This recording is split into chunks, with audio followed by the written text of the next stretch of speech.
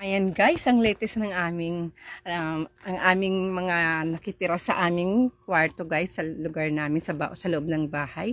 Ayan guys, ganun pa rin. Alam mo, ang gagawin namin yan ay babalutan namin ng net or kaya yung screen para hindi sila masyado makalabas, para doon lang sila muna guys. Paano ba ano ang mga kabubuyo guys? Sa tingin ko, di ba wala silang pagkain? Kasi alam ko, kapag ganyan pala talaga sila, may pinaka-queen sila dyan. Dyan dumapo ang pinaka-queen. Yung pinakamalaking bubuyog na inaalalayan ng napakaraming bubuyog na yan. Ayan guys, parang may pinoprotektahan ka, di ba?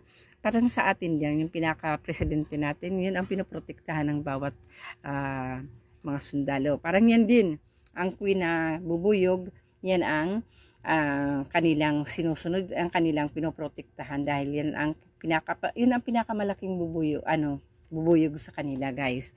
Yan ang tawag diyan ay ang mother queen yata yun, queen bee. Yan, napakalaki nila. Yan ang kanilang pinoprotektahan guys. Yan ang unang dumapo diyan sa lugar. Yan ang tawag sa kanilang pinakahari or reyna nila yan. Yan ang pinakareyna ng mga bubuyog. Once na dumapo ang pinakareyna ng bubuyog sa isang lugar, ibig sabihin dyan na sila maninirahan. Gagawa sila dyan ng pulot, gagawa sila ng mga paypay. Ang tawag dun yung may pulot gata, may gata na, ay pulot gata. Ang tawa ko guys. Hindi, yung pulot talaga, yung honey, yun ang kanilang pinoproduce guys, which is napakasarap po naman talaga ng pulot.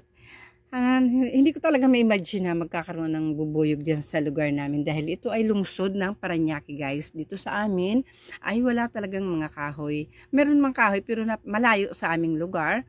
Wala po dito mga halaman. Ang mga halaman, naggumagawa rin ako ng nagtatanim ako ng mga halaman sa gilid ng aking bahay pero wala siya ng mga bulaklak guys. Ang okra lang pero sa ngayon lang yan pero last year, mayroon din naman kami mga halaman noon dito sa gilid. Pero hindi ko alam hindi ko maabot maisip bakit nagkaroon ng ganyan. Dahil wala naman silang makakain diyan, di ba? Wala naman pagkain talaga ang mga bubuyog sa area namin. Dahil wala naman talagang mga flowers, wala silang makukuhang nectar. O di ba? Hindi ko talaga ma-imagine na magkakaroon ng bubuyog sa kwarto ng mga anak ko guys. Ayan, alam mo. 'Di ba? Napaka lang to. Rare ba kumbaga sa rare, 'di ba? Bihira lang. Bihira lang talaga ang ganito. 'Di ba? Sa loob ng 26 years na kami dito sa bahay namin, ngayon lang talaga nagkaroon ng bubuyog na nakitira sa amin, guys. Yan, wish me luck na lang, guys. Swerte sana to sa amin.